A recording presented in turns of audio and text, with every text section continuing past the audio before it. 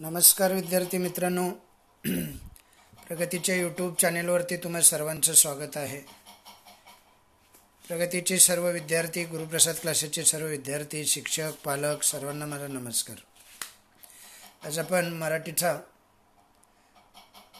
12वा पाठ कविता आहे. गोधडी नावाची ही कविता आज आपण पाहणार आहोत. पहिले जवळजवळ 11 पाठ झालेले आहेत.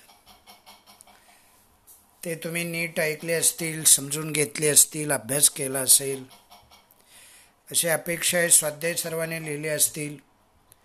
मराठीच्या पुस्तकाचं वाचन करणं बाळांनो फार गरजेचं आहे. तेही तुम्ही केलं असेल अशी अपेक्षा करूया आहे ना. आणि मग लेक्चरला आपण सुरुवात करूया. आता ही गोधडी नावाची जी कविता आहे, तुम्हाला अगोदर गोधडी या शब्दाचा अर्थ सांगतो, मग तुमच्या लक्षात येईल आहे की नाही. या कवितेचे लेखक आहेत डॉक्टर कैलास दौंड. 1973चा त्यांचा जन्म आहे. आता ही जी गोधडी आहे ना, ती गोधडी म्हणजे जुन्या लुगड्यांच्या पासून, जुनी जी लुगडी असतात घरामध्ये, त्या जुन्या लुगड्यांचा आणि जुन्या धोतरांचे चौकोनी चौकोनी तुकडे जोडून जोडून एकावर एक ठेवून शिवलेली एक प्रकारची ती चादर असते. तुमच्या सर्वांच्या घरामध्ये ते असेल. माझ्यापेक्षा तुम्हाला जास्त माहिती असेल गोधडीबद्दल. प्रत्येकाच्या घरामध्ये ती असते. आता या कवितेतली जी गोधडी आहे, कवीनं ज्याला गोधडी असा उल्लेख केलेला आहे, ही जी गोधडी आहे ना, ती प्रतिकात्मक गोधडी आहे. म्हणजे कवीला या गोधडी नावाच्या प्रतीकातून, हे प्रतीक आहे हे लक्षात ठेवलं पाहिजे आपण.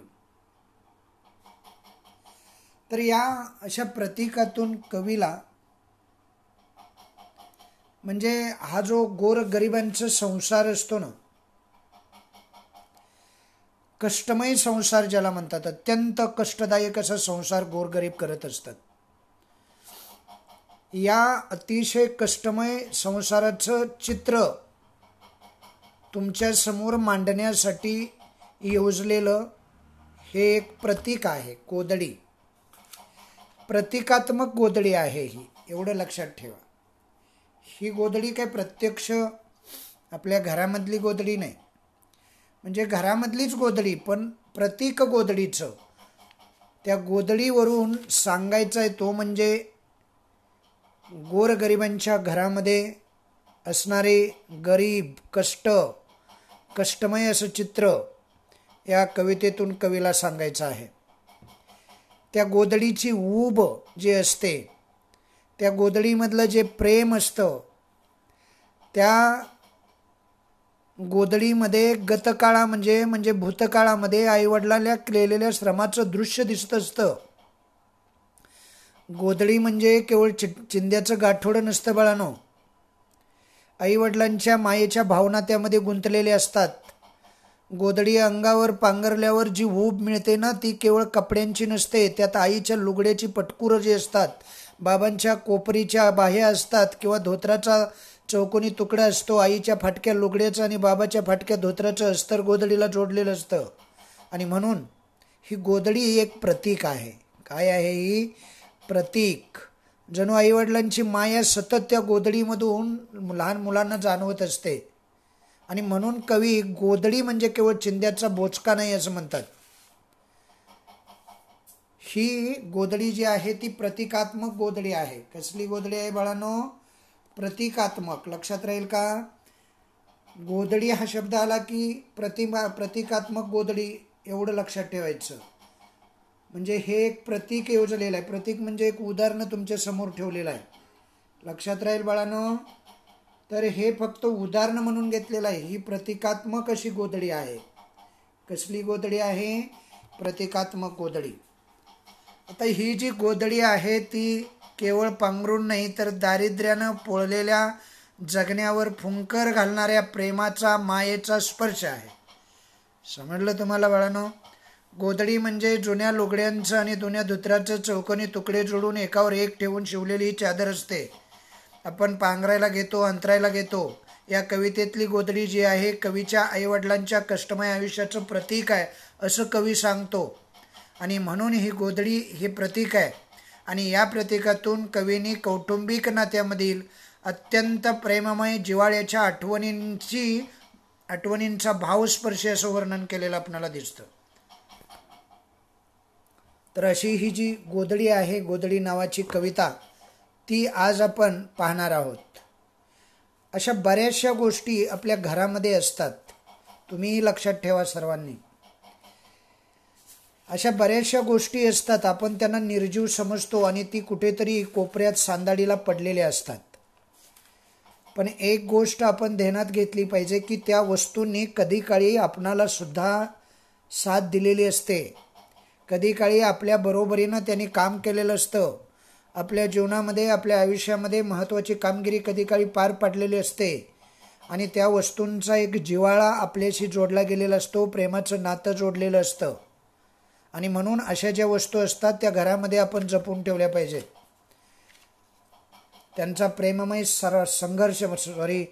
प्रेममय सहवास जो आहे, प्रवास जो आहे, तो प्रवास आपण ध्यानात ठेवला पाहिजे. अशा अर्थाची ही कविता आहे. अशा अनेक वस्तू, समजा आपल्याला एखाद्या वर्गात एखादी ट्रॉफी मिळाली, तर ती ट्रॉफी असते ना, जोपर्यंत आपल्या घरामध्ये आहे, आपण पाहतो दररोज, तोपर्यंत ती ट्रॉफी आपणाला त्या भूतकाळातल्या क्षणाचं स्मरण करून देत असते. अगदी तशाच पद्धतीनं आपल्या घरामध्ये जी गोधडी असते ना, त्या गोधडीला सुद्धा वेगवेगळ्या चिंध्या जोडलेल्या असतात. आणि त्या चिंध्यांमधून आपणाला आपल्या आईवडिलांच्या हलाखीच्या दिवसाची आठवण करून दिली जाते. आणि म्हणून गोधडी एक उदाहरण आहे, गोधडी हे एक प्रतीक आहे असं मी म्हणालो.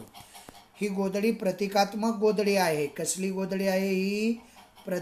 प्रतिकात्मक गोधडी आहे. लक्षात राहील का बाळांनो? नक्की लक्षात राहील का? ही गोधडी कसली आहे? प्रतिकात्मक गोधडी आहे. अशी ही गोधडी नावाची कविता आज आपण पाहणार आहोत. डॉक्टर कैलास दौंडे यांनी लिहिलेली ही छोटीशी आणि अतिशय सुंदर मुक्त छंदातली ही कविता. 1973चा डॉक्टर कैलास दौंडे यांचा जन्म आहे. त्यांचा आपण थोडक्यात परिचय करून घेऊया की नाही. लेखकाचा परिचय दिलेला असतो बघा. त्या परिचयावरती सुद्धा आजकाल छोट्या छोट्या कृती विचारल्या जातात. 1973चा त्यांचा जन्म आहे. मराठी ग्रामीण कादंबरीकार आहेत. ग्रामीण जीवनातील वास्तव्याचं चित्रण करणारे लेखक, कवी म्हणून ते प्रसिद्ध आहेत. त्यांच्या पानधुई काळा, कापूस काळ या कादंबऱ्या अत्यंत प्रसिद्ध आहेत. उसाच्या कविता, वसान, ह्या उसाच्या कवितेत ना या पुस्तकातून घेतलेली गोधडी नावाची कविता आहे. लक्षात राहील का बाळांनो?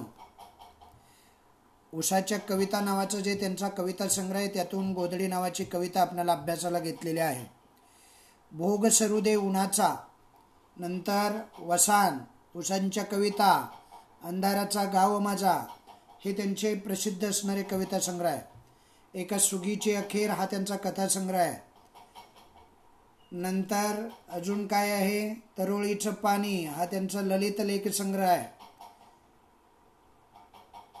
लेखनासाठी 25हून अधिक साहित्य पुरस्कारांनी त्यांना सन्मानित केलेला आहे. असं त्यांचं अतिशय सुंदर, अतिशय मार्मिक, सोप्या भाषेमध्ये आणि खास करून ग्रामीण भाषेमध्ये अनेक विविध प्रकारचं लेखन त्यांनी केलेलं आपल्याला दिसतं.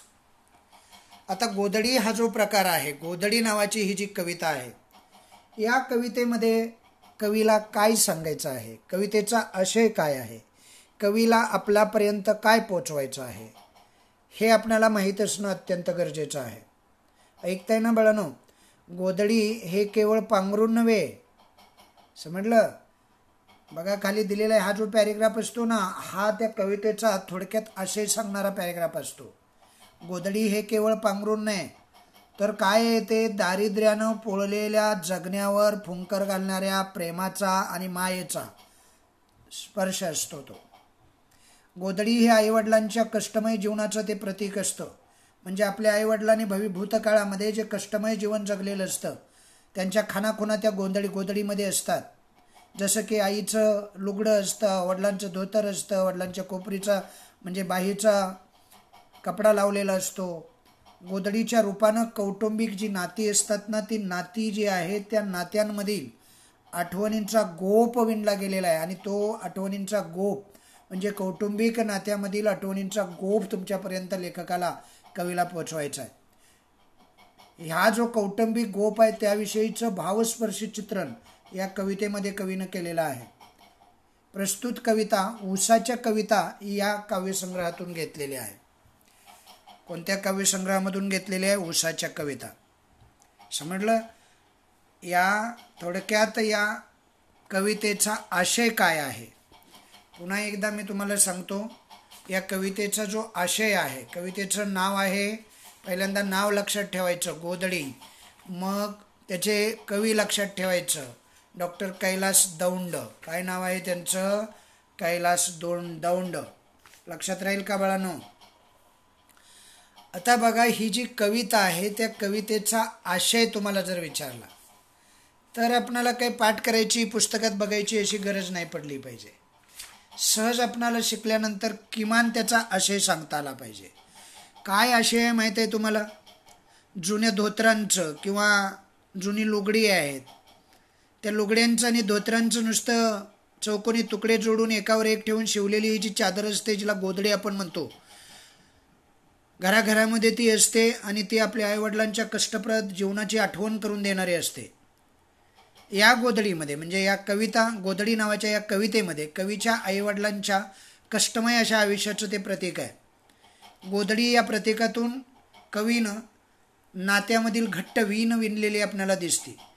कौटुंबिक जी नाती असतात त्या नात्यामध्ये एक जिव्हाळा असतो, एक प्रेम असतं आणि अनेक भावस्पर्शी अशा आठवणी असतात आणि त्या साऱ्या आठवणी आपणाला या गोधडी या कवितेमधून सांगितलेल्या आहेत.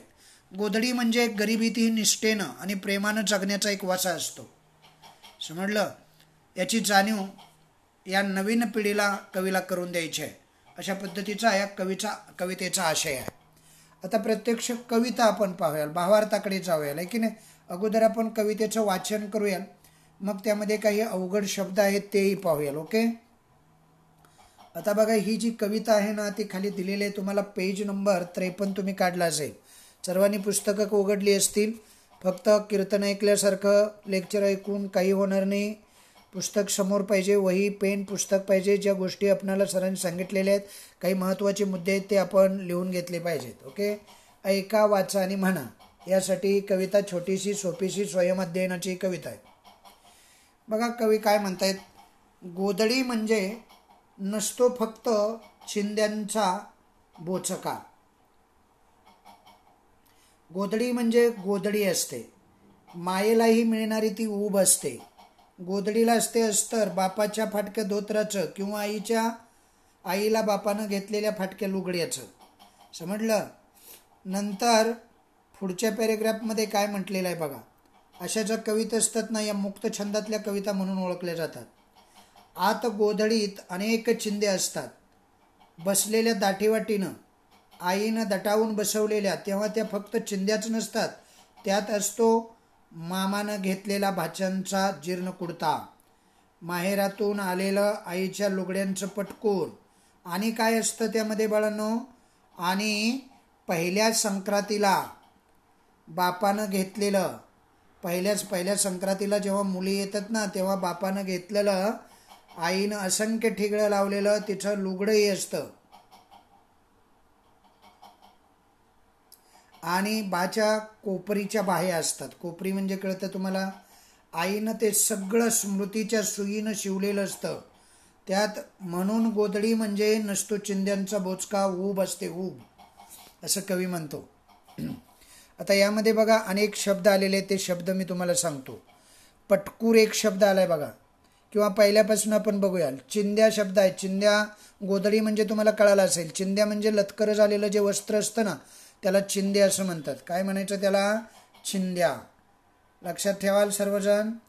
तर या ज्या चिंध्या असतात ना त्या चिंध्या म्हणजे फाटकी तुटकी कपडे असतात ना लतकर झालेली, त्याला चिंध्यांचा बोचका असं म्हणायचं.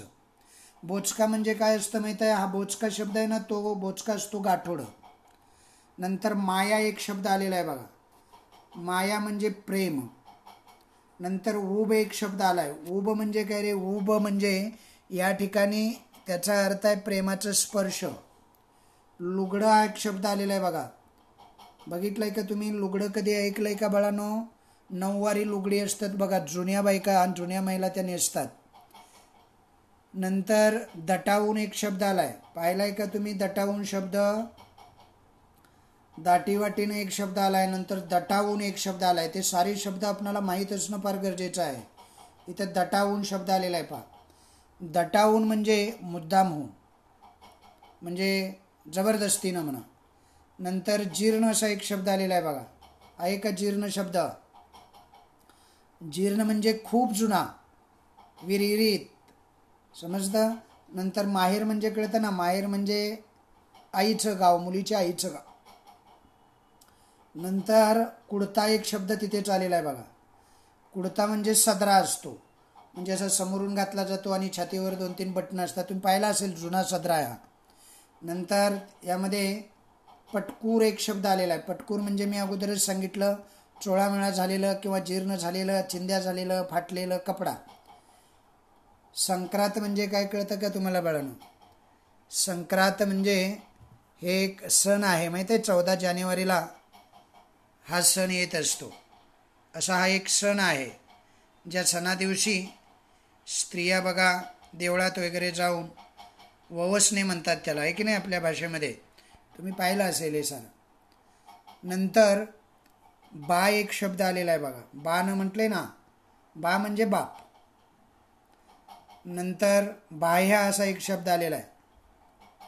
ठिगळं असा एक शब्द आला आहे. ठिगळं म्हणजे कळतं तुम्हाला, तुकडा जोडलेला असतो त्याला ठिगळं म्हणतात. नंतर बाह्या एक शब्द आला आहे. बाह्या म्हणजे दुसऱ्यांचे हात किंवा सदर असतात ना, त्या सदऱ्याचे पूर्ण हात असतात, त्याला बाह्य असं म्हणतात. सुई माहीत आहे तुम्हाला? शिवण्यासाठी बारीक एक सुई असते बघा, कपडा फाटलेला असतो ते शिवण्यासाठी. अस्तर म्हणजेही माहीत असेल तुम्हाला. अस्तर म्हणजे कपड्याच्या आतून जोडलेला एक वेगळा कपडा असतो. अशा पद्धतीनं यातले काही शब्द मी तुम्हाला सांगितले. नंतर काही धोतर, अस्तर, मामा, भाचा, माहेर, संक्रांत असे काही शब्द आलेले आहेत. सुई आलेले आहे, कोपरे आलेले आहे. हे सारे शब्द मी तुम्हाला आता सांगितलेले आहेत. आता आपण कवितेच्या भावार्थाकडे जाऊया. पुन्हा एकदा मी तुम्हाला कवितेची आशय जो आहे कवितेचा, किंवा त्याला दुसऱ्या भाषेमध्ये कवितेचा भावार्थ किंवा कवितेचा उद्देश म्हणतात. तुमच्यापर्यंत कवीला काय पोचवायचं आहे त्याला म्हणायचं आशय. बघा, गोधडी ही जी कविता आहे ना, मुळात गोधडी म्हणजे जुन्या लुगड्यांचं आणि जुन्या धोतरांचं चौकोनी तुकडं जोडून जोडून केलेलं एक, किंवा एकावर एक ठेवून शिवलेली एक चादरच असते असं म्हणा. आईवडिलांच्या कष्टमय आयुष्याचं ते प्रतीक असतं, ते आठवण असते. आणि नेहमी आपण जेव्हा गोधडी घेतो तेव्हा आपणाला आपल्या आईवडिलाचं कष्टप्रद जीवन आठवतं, आणि म्हणून गोधडी आपल्या आयुष्यामध्ये फार महत्त्वाची असते. गोधडी हे एक प्रतीक आहे या कवितेमधलं, आणि त्या प्रतीकाच्या माध्यमातून कवीनं कौटुंबिक नाती जी असतात त्या नात्यांमध्ये असणारा प्रेममय जिव्हाळ्याचा संबंध जो प्रस्थापित होतो गोधडीच्या माध्यमातून आपल्यासमोर मांडण्याचा प्रयत्न केलेला आहे. अत्यंत भावस्पर्शी अशी ही भाषा आहे. गोधडी म्हणजे गरिबीती निष्ठेनं आणि प्रेमानं जगण्याचा एक वसा आपणाला मिळालेला असतो, आणि त्याची जाणीव करून देणारी ही एक गोष्ट असते, एक वस्तू असते घरामध्ये प्रत्येकाच्या असणारी ही गोधडी. अशा पद्धतीनं हा त्याचा आशय झाला. आता आपण प्रत्यक्ष त्याच्या अर्थाकडे जाऊया, की नाही?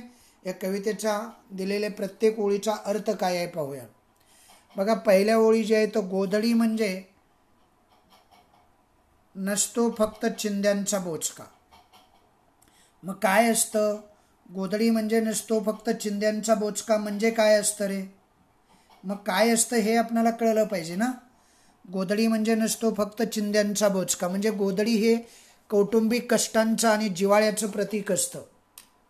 कौटुंबिक कष्टाचं प्रतीक असतं. म्हणजे या गोधडीमध्ये असणारी जी लुगडी असतात, धोतरं असतात, बाह्य असतात, आणि त्याचे चौकोनी ठिगळं जी असतात ती ठिगळं एकाला एक जोडलेली असतात, आणि त्यावरून आपल्याला कळतं की आपले आईवडील कशा पद्धतीचे कपडे वापरत होते, म्हणजे त्यांचे दिवस कशा पद्धतीत गेलेले आहेत, त्यांनी कशा पद्धतीच्या यातना सहन केलेल्या आहेत, किंवा त्यांचा संसार कशा पद्धतीनं गरिबीचा आणि हालाकीचा होता, हे त्या कपड्यामध्ये त्या गोधडीला लावलेलं प्रत्येक ठिगळ आपल्याला ओरडून ओरडून सांगत असतं.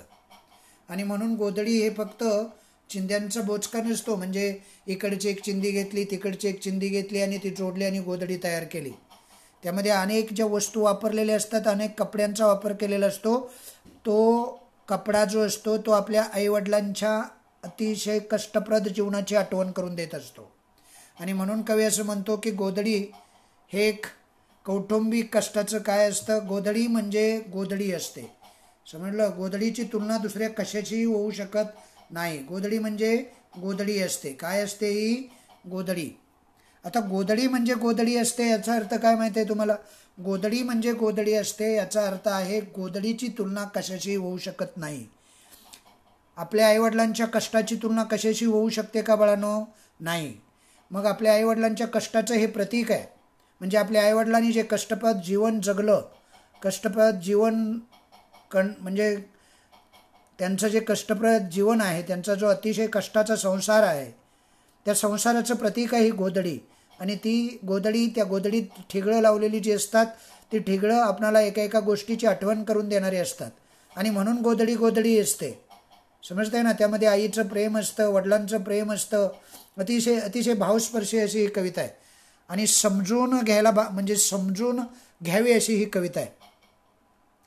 कवीला तुमच्या मनावरती त्या गोधडीमधलं कौटुंबिक कष्ट आणि त्या गोधडीमधला जो जिव्हाळा आहे, माणसांचा जो जिव्हाळा आहे, ती गोधडी आईच्या हातानं शिवलेली असते. त्या गोधडीची जागा आता ब्लँकेटनं चादरनं घेतली तरी आईच्या हाताची ऊब जी आहे त्या चादरेमध्ये आणि ब्लँकेटमध्ये दिसत नाही. अशी ती गोधडी असते. ती एकमेव असते, एकमेव द्वितीय असते. आईचं प्रेम असतं, वडिलांचं प्रेम असतं, अनेक नात्यागोत्यातल्या लोकांची ती ठिगळं असतात. म्हणजे ही नाती जी असतात ना, ह्या गोधडी रूपी आयुष्य आहे. म्हणजे गोधडी हे एक आयुष्य आहे आपल्या आईवडिलांचं असं समजा. त्यांचा तो संसार आहे ही गोधडी. म्हणजे हे प्रतीक आहे गोधडी फक्त. आणि म्हणून त्या गोधडीची तुलना दुसऱ्या कशाशी होऊ शकत नाही. म्हणून लेखक तिसऱ्या ओळीमध्ये काय म्हणतो रे? तिसऱ्या ओळीमध्ये गोधडी गोधडी असते. काय म्हणतो तो? गोधडी गोधडी असते. मायेलाही मिळणारी ऊब असते, गोधडीला असते अस्तर बापाच्या फाटक्या धोत्राचं. कळलं का तुम्हाला? मायेलाही मिळणारी ऊब असते. म्हणजे कवीला तुमच्या मनावरती हे बिंबवायचं आहे. गोधडी म्हणजे फक्त चिंध्या चिंध्या जोडून केलेलं गाठोडं नसतं बाळांनो. इकडची एक चिंधी घेतली, तिकडची एक चिंधी घेतली, जोडल्या आणि गोधडी शिवली असं अजिबात नसतं. ती केवळ एक मामुली चादर नसते किंवा पांघरण्यासाठी तयार केलेलं एक मामुली वस्तू नसते. ती त्यात माया, ममता, ऊब, समजलं, आपल्या प्रेमाची ऊब त्यामध्ये असते. आणि त्या प्रेमाच्या उभेची ताकद त्यामध्ये असते. प्रेमालाही प्रेम देणारी उबदार माया त्यामध्ये असते. ती असते आईची, ती असते बापाची. ते बापाचं फाटक्या धोत्राचा जो तुकडा असतो ना, तो आपणाला मायेची ऊब देत असतो. आईच्या लुगड्याचं जे अस्तर लावलेलं असतं ना, ते सुद्धा आपणाला प्रेमाचे एक प्रतीक म्हणून किंवा प्रेमाची ऊब देत असतं. आणि म्हणून गोधडी गोधडी नसते, मायेलाही मिळणारी ती ऊब असते. आपली माया जी असते ना एकमेकाशी, आणि त्या गोधडीमध्ये बघा, आपल्या गोधडीला म्हणजे आपण वापरत असणाऱ्या त्या गोधडीला जेव्हा स्पर्श होतो ना, तेव्हा आपल्याला आईची आठवण येते, वडिलांची आठवण येते, आपल्या नातलगांची आठवण येते. याचाच अर्थ असा आहे की हे माया काय आपलं प्रेम जे म्हणतो म्हणजे किंवा कुटुंबातली वीण जी म्हणतो नात्यांची, ती नात्यांची वीण एक प्रकारे त्या गोधडीमध्ये गुंफलेली असते आईनं सुईच्या साह्यानं. किंवा आईनं बापाने घेतलेला फाटक्या लुगड्याचं आत गोधडीत अनेक चिंधे असतात, माहिती आहे तुम्हाला. म्हणजे गोधडीचा आतला जो भाग आहे त्या आतल्या भागामध्ये शिवलेलं जे कापड असतं ना, त्याला गोधडीवरचं अस्तर असं म्हणतात. ते वडिलांच्या फाटलेल्या धोत्राचं असतं. आणि आईचं फाटकं लुगडं असतं ना, त्या लुगड्याचं असतं. गोधडीवर जणू आईबाबाची माया लपेटलेली असते, अशी ही कवी कल्पना आहे. आईचं आणि बापाचं धोतर आणि लुगडं कळतं ना तुम्हाला. आईचं लुगडं म्हणजे आईची माया, बापाचं धोतर म्हणजे बापाची माया. आणि त्या बापाच्या धोतरानं आणि आईच्या लुगड्यानं शिवलेली ही गोधडी असते. म्हणून मी तुम्हाला असं म्हणालो की ही गोधडी फक्त प्रतीक आहे. बघा, आईनं बापाला घेतलेलं हे जे फाटकं लुगडं असतं ते त्या गोधडीमध्ये असतं. आणि नंतर काय असतं रे, बापाच्या फाटक्या धोत्राचेही तुकडे असतात.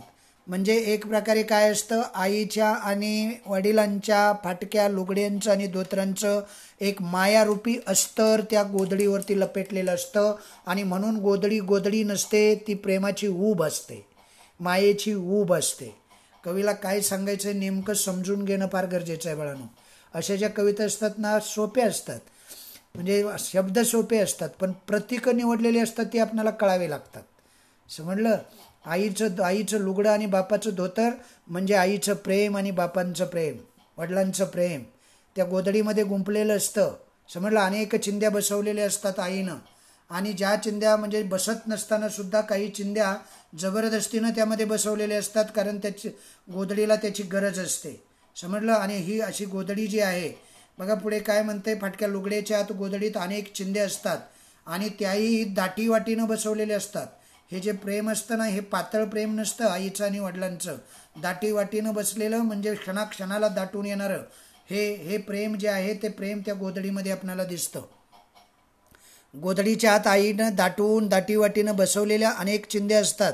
त्या फक्त वरवर पाहिल्या आपण तर त्या चिंध्या वाटतात, पण खऱ्या अर्थानं त्या चिंध्या नसतात. त्या प्रत्येक चिंधीमध्ये आईचा प्रेमाचा एक एक काय असतो आपण त्याला म्हणतो, आईनं किंवा प्रेमानं एक एक चिंधी अशी शिवलेली असते, आणि आईच्या त्या प्रत्येक टाक्यामध्ये ना प्रेमाचा एक एक बिंदू आपणाला पाहायला मिळतो. आईनं दाटीवाटीनं बसवलेल्या या चिंध्या जेव्हा आपण पाहतो तेव्हा त्या चिंध्याकडे चिंध्या म्हणून न पाहता आईच्या प्रत्येक टाक्यातला तो प्रेम, ती ऊब, प्रेमाचं नातं हे आपल्याला दिसलं पाहिजे असं कवीला सांगायचं आहे. मामानं घेतलेला भाच्याचा जीर्ण कुडताही त्यामध्ये आपल्याला दिसतो. जसं वडिलांचं धोतर, आईचं लुगडं आणि आईची माया, वडिलांची माया असते ना, तसंच या गोधडीमधून आपणाला सर्व प्रकारचे नातेसंबंधसुद्धा एक प्रकारे सूचित करत असतात. जसं मामाने घेतलेल्या भाच्याचा जीर्ण कुडता असतो आणि त्या कुडत्याचंही एखादं ठिगळ म्हणजे मामानं प्रेमानं भाच्याला घेतलेला जीर्ण असा कुर्ता म्हणजे सदरा म्हणा. आईनं माहेरहून आणलेल्या आपल्या लुगड्याचा एक तुकडा त्यामध्ये पटकूर म्हणून किंवा चिंदी म्हणून. पहिल्या मकर संक्रांतीच्या सणाला बाबांनी आईला प्रेमानं घेतलेलं ते लुगडं असतं. लाडक्या लुगड्याचे असंख्य ठिगळे लावलेले असतात. एकच असतं का रे? नाही. जीर्ण कुडता असतो मामानं घेतलेला भाच्याला. माहेरातून आणलेला आईच्या लुगड्याचं पटकूर असतं, एखादी चिंदी असते, किंवा पहिल्या संक्रांतीला बाबानं घेतलेलं आईच्या असंख्य ठिगळं लावलेलं तिचं लाडकं लुगडं असतं. आणि हे हलाखीचा संसार करत असताना, हलाखीचं जीवन जगत असताना आपली आई जी असते ना, ती आई आपल्या लुगड्याला असंख्य ठिगळं लावून जोडून ती नेसत असते. असं तिचं हलाखीचं जीवन असतं. आणि त्या हलाखीच्या जीवनामध्ये तिनं नेसलेलं जे लुगडं असतं ना, ते त्या गोधडीत असतं. आणि म्हणून गोधडी हे प्रतीक आहे या कष्टरूपी संसाराचं. आपल्या आईवडिलांनी जे सोसलं किंवा जे भोगलं, आईवडिलांचा जो संसार आहे, आईनं शिवलेली जी गोधडी आहे, फक्त चिंध्याचं बोचकं नाही असं कवी म्हणतो. आईबाबाच्या भावना त्यामध्ये गुंतलेल्या आहेत. गरिबीमध्ये हलाखीचा अत्यंत हलाखीचा संसार त्यांनी केलेला आहे. आईवडिलांना खूप कष्ट सोसावं लागलेलं आहे आणि त्यांच्या प्रेमळ अशा खानाखुणा ज्या आहेत त्या गोधडीत दिसत आहेत. एका ठिगळात दिसत आहेत, एका त्या धाग्याच्या एका टाक्यात दिसत आहेत. टाका म्हणजे कळतो ना, सुईनं घातलेला टाका. गोधडीत मायेची ऊब असते. समजलं. मायेला ऊब देण्याची ताकद त्या गोधडीमध्ये असते. आईवडिलांच्या आठवणी त्यामध्ये गुंफलेल्या असतात त्या धाग्यानं. गोधडीवर आईच्या फाटक्या लुगड्याचं आणि बाबाच्या फाटक्या धोत्राचं अस्तर असतं. ते अस्तर प्रेमरूपी अस्तर असतं. गोधडी फाटू नये म्हणून ते जोडलेलं असतं. म्हणजे आपल्यामधील प्रेम नष्ट होऊ नये म्हणून ती गोधडी एक प्रकारे काम करते. कष्टमय जीवनाला मायेनं सांभाळण्याचं अस्तर आपल्या आईवडिलांचं आहे असं कवीला या कवी कल्पनेतून तुमच्या समोर मांडायचं आहे किंवा सुचवायचं आहे. कळलं असेल तुम्हाला, आहे की नाही? प्रेमानं घेतलेलं म्हणजे आईला मकर संक्रांतीच्या सणाला बाबांनी प्रेमानं घेतलेलं एक लुगडं आणि त्या लुगड्याचे असंख्य ठिगळं लावलेले तुकडे असतात. हे असंख्य ठिगळं लावलेली जी तुकडे असं म्हटलंय ना, आईनं असंख्य ठिगळं लावलेलं तिचं लाडकं अतिशय प्रेमाचं ते लुगडं असतं आणि त्या लुगड्याचा तुकडा त्या गोधडीला बसवलेला असतो. म्हणजे आईचं ओतपोत प्रेम त्या गोधडीमध्ये तिनं ओतलेलं असतं. हा सर्व ऐवज आहे आईनं आपल्या आठवणीच्या सुईनं गोधडीत ठेवलेला असतो. समजलं. म्हणजे तिनं मकर संक्रांतीला बाबांनी घेतलेला लुगड्याचा ऐवज आहे. माहेऱ्यातून आणलेलं एखादं पटकूर आहे. तिथं अनेक नातलगाने घेतलेल्या वेगवेगळ्या लुगड्यांची ही पटकुरं, या चिंध्या ज्या आहेत त्या चिंध्या तिनं जोडलेल्या असतात. आणि ह्या ज्या चिंध्या आहेत ना, आपल्या आठवणीच्या सुईनं गोधडीत आई ओवत असते, जोडत असते, शिवत असते. म्हणा सोप्या भाषेमध्ये तिनं शिवलेले असतात. आईच्या आठवणी असतात त्यामध्ये. आणि म्हणून ही जी गोधडी आहे ती प्रतिकात्मक गोधडी आहे बाळानो. गोधडी म्हणजे आपल्या आईवडिलांचं कष्टप्रद असं जीवन, समजलं, कष्टप्रद असा संसार. भावस्पर्शी शब्दामध्ये कवी डॉक्टर कैलास दौंडे यांनी सांगितलेलं आहे. गरिबीतल्या निष्ठेनं आणि प्रेमानं जगण्याचा जो वसा आहे ना आपल्या आईवडिलांनी आपल्याला दिलेला आहे तो त्या गोधडीत आपल्याला दिसतो. आपल्या आईवडिलांच्या परस्पर आपल्या आईवडिलांच्या माघारीसुद्धा जी गोधडी असते, आपल्या आईनं शिवलेली वाकळ जी असते, तिला काही भागामध्ये वाकळ असंही म्हणतात. वाकळ थोडी वेगळी असते गोधडीपेक्षा, पण ग्रामीण भागामध्ये आई वाकळ शिवते. आयाबाया जमतात, एकमेकाच्या पैरा करतात आणि त्या वाकळा शिवतात. ही जी गोधडी आणि वाकळ असते ना ती असते आईनं टाकून आईचा जो ऐवज असतो त्याचा वापर करून आपल्या आठवणीच्या सुईनं शिवलेला असतो तो. आणि म्हणून ही गोधडी केवळ चिंध्यांचं बोचकं नसतं. बाच्या कोपरीच्या बाह्या म्हणजे कळतंय ना तुम्हाला बाळांनो? बाच्या कोपरीच्या बाह्या म्हणजे काय कळतंय का? बाची कोपरी म्हणजे बघा, तुम्ही पुढच्या पॅरेग्राफमध्ये जर बघितलं तर तुमच्या लक्षात येईल. बानं घेतलेलं आईला संक्रांतीच्या सणाचं लुगडं आहे, तिचं लाडकं लुगडं आहे, तिच्या चिंध्या तिची पटकुरं सुद्धा त्या गोधडीमध्ये आहेत. आणि बाच्या कोपरीच्या बाह्या आईनं हे सगळं स्मृतीच्या सुईनं शिवलेलं असतं त्यात. ही जी गोधडी असते ना, म्हणून ती गोधडी नसते बाळांनो. म्हणजे आईनं आपल्या आठवणीच्या सुईनं गोधडीत प्रत्येक गोष्ट शिवलेली असते. संसाराला हातभार लावलेल्या आईवडिलांचे कष्ट, घाम, अश्रू, श्वास, रक्ताची ओढ, म्हणजे प्रेमाची नाती, या साऱ्या गोष्टी एका एका धाग्यामध्ये त्या गोधडीमध्ये सर्व आईनं उतरलेल्या असतात. स्मृतीची सुई म्हणजे कळते की नाही, आठवणीची सुई असते. तिला ती आठवण म्हणून ठेवायची असते, जपून ठेवायची असते. अशा अनेक वस्तू नवीन पिढी या वस्तू जपत नाहीत, फेकून देतात. आणि म्हणून या वस्तू आपल्या आईवडिलांच्या स्मरणामध्ये किंवा आईवडिलांचं स्मरण म्हणून त्या ठेवायच्या असतात. आईनं ते स्मृतीच्या सुईनं प्रेमाच्या उबीनं शिवलेलं असतं. आणि म्हणून गोधडी नसतो चिंध्यांचा बोचका, ऊब असते ऊब. समजलं? असं कवी म्हणतो. म्हणजे काय? म्हणजे आईवडिलांचं कष्ट त्यात असतं, आईवडिलांचं प्रेम असतं, आईवडिलांचे अश्रू असतात, आईवडिलांचा श्वास असतो, आईवडिलांची हालाकीची परिस्थिती असते, आईवडिलांचा हा संसार असतो, त्यामध्ये प्रेम असतं, जिव्हाळा असतो, मायेची ऊब असते. गोधडीत त्या सर्व काही हे सामावलेलं असतं. अनेक नात्यांची ऊब असते, वेगवेगळी नातेसुद्धा त्यामध्ये आलेले असतात. अशा पद्धतीनं आईवडिलांच्या कष्टमय जीवनाचं हे प्रतीक आहे गोधडी. फक्त चिंध्यांचा बोचका नाही, ती ऊब असते ऊब असं कवी म्हणतो. आता ऊब असते ऊब असं कवी का म्हणतो असा प्रश्न एखादा तुम्हाला विचारला जाईल. समजलं? तर त्याचं उत्तर काय आहे माहिती आहे? आईनं मुलासाठी शिवलेली जी उबदार गोधडी असते, समजलं, त्यामध्ये कवी गतकाळातल्या आईवडिलांनी केलेले श्रमाचं दृश्य पाहतो. गोधडी म्हणजे चिंध्याचं गाठोडं नाही असं तो तुमच्यापर्यंत संदेश पोचवतो. आईवडिलांच्या मायेची भावना गुंतलेली आहे, प्रेमाची भावना गुंतलेली आहे त्यात. गोधडी अंगावर पांघरल्यावरती जी ऊब मिळते ना, ती कपड्यांची ऊब नसते. त्यात आईच्या लुगड्याची पटकुरे, बाबांच्या कोपरांच्या बाया, धोत्रांचा तुकडा किंवा मामानं भाच्याला घेतलेल्या एखाद्या सदऱ्याचा तुकडा, आईच्या फाटक्या लुगड्याचं आणि बापाच्या फाटक्या धोत्राचं अस्तर गोधडीला असतं. ते अस्तर म्हणजेच त्यांचं प्रेम असतं. आईवडिलांची माया सतत त्या गोधडीतून आपणाला जाणवावी म्हणून ते अस्तर लावलेलं असतं. आणि म्हणून कवी असं म्हणतो, गोधडी म्हणजे केवळ चिंध्याचा बोचका नसतो, ती ऊब असते ऊब. काय म्हणतो तो? ती ऊब असते ऊब असं म्हणतो तो. समजलं? अशा पद्धतीनं ही जी छोटीशी कविता आहे, अतिशय चांगली कविता, सोप्या भाषेतली, सोप्या शब्दातली ही कविता आणि प्रतिकात्मक गोधडीचा आपण पाहिलेला जो अर्थ आहे तो या ठिकाणी संपलेला आहे. पुन्हा एकदा तुम्हाला मी वाचून दाखवतो. गोधडी म्हणजे नसतो फक्त चिंध्यांचा बोचका. गोधडी म्हणजे गोधडी असते, मायेलाही मिळणारी ऊब असते. गोधडीत असते अस्तर बापाच्या फाटक्या धोत्राचे किंवा आईला बापाने घेतलेल्या फाटक्या लुगड्याचे. आत गोधडीत अनेक चिंध्या असतात, बसलेल्या दाटीवाटीनं, आईनं दटावून बसवलेल्या. तेव्हा त्या फक्त चिंध्याच नसतात, त्यात असतो मामानं घेतलेल्या भाच्याचा जीर्ण कुडता, माहेरातून आलेलं आईच्या लुगड्याचं पटकूर आणि एखाद्या संक्रांतीला बानं घेतलेलं आईनं असंख्य ठिगळं लावलेलं तिचं लाडकं लुगडं आणि बाच्या कोपरीच्या बाह्या. आईनं ते सगळं स्मृतीच्या सुईनं शिवलेलं असतं. म्हणून गोधडी फक्त गोधडी नसते, गोधडी फक्त चिंध्यांचा बोचका नसतो. गोधडी असते आणि ती ऊब असते ऊब असं कवी म्हणतो. ओके, अशा पद्धतीनं ही कविता या ठिकाणी संपलेली आहे.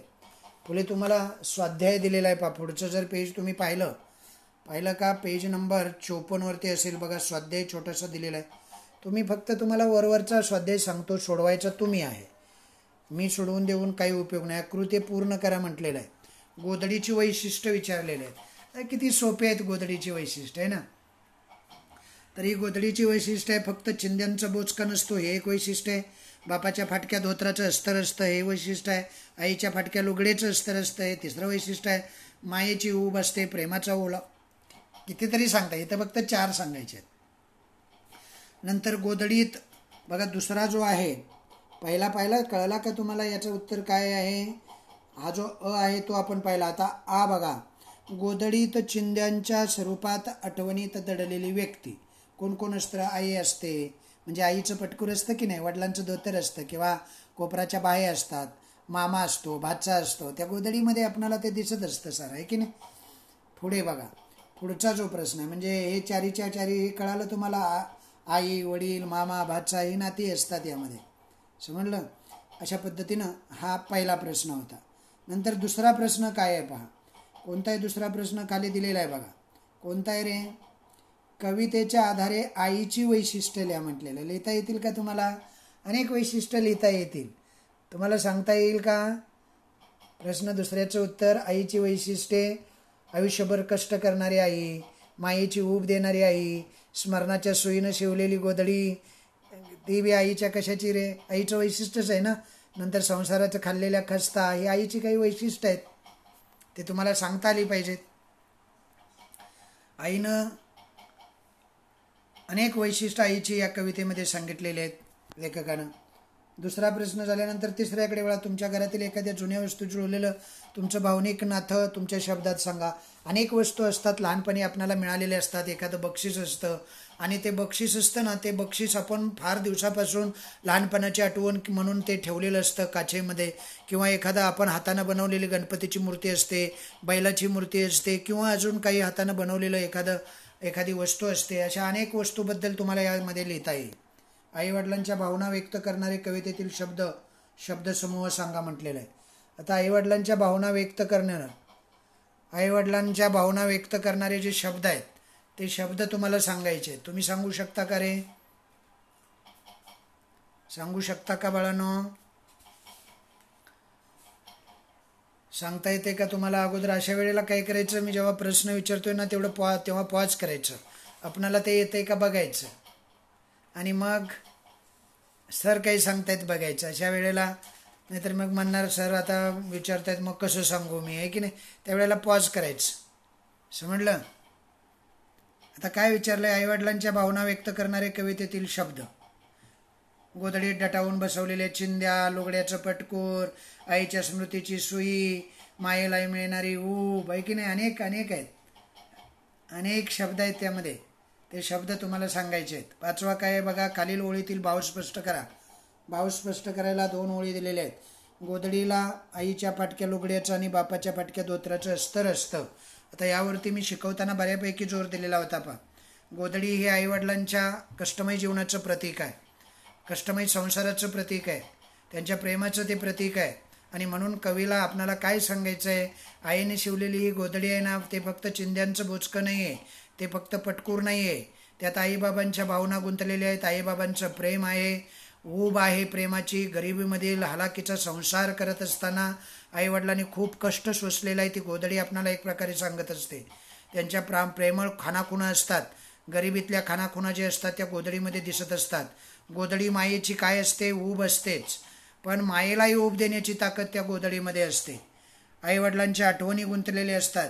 गोधडीवर आईच्या फाटक्या लुगड्यांचं आणि बाबांच्या फाटक्या धोत्राचं अस्तर असतं.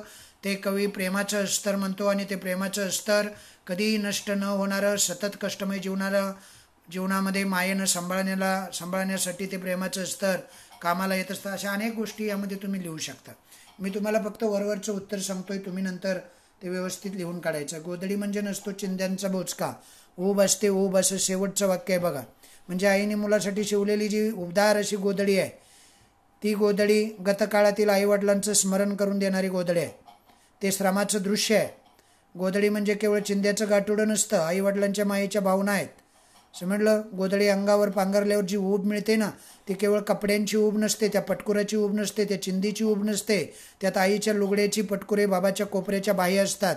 त्या प्रेमाचे असतात आणि खानाखुना जपायचे असतात. या आईच्या फाटक्या लुगड्याचं आणि बाबाच्या फाटक्या धोत्राचं अस्तर गोधडीला लावलेलं असतं. जणू आईवडिलांची माया त्या गोधडीतून आपणाला जाणवत असते. आणि म्हणून कवी असं म्हणतो की ही फक्त गोधडी नाही, ती ऊब आहे, ऊब, असं म्हणतो तो शेवटच्या ओळीत.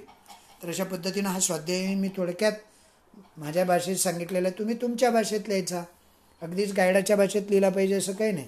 बरीच मुलं त्या गायडाचा वापर म्हणजे जास्त करत असतात. गायडात जसं आहे तसं उतरायचं, आपल्या बुद्धीला काय वावच द्यायचं नाही, असं बरेच मुलांच्याकडून होतं. तसं न होता आपण थोडंसं आपल्या भाषेत लिहायला शिकलं पाहिजे आत्तापासूनच. ओके, अशा पद्धतीने ही कविता या ठिकाणी संपलेली आहे. धन्यवाद.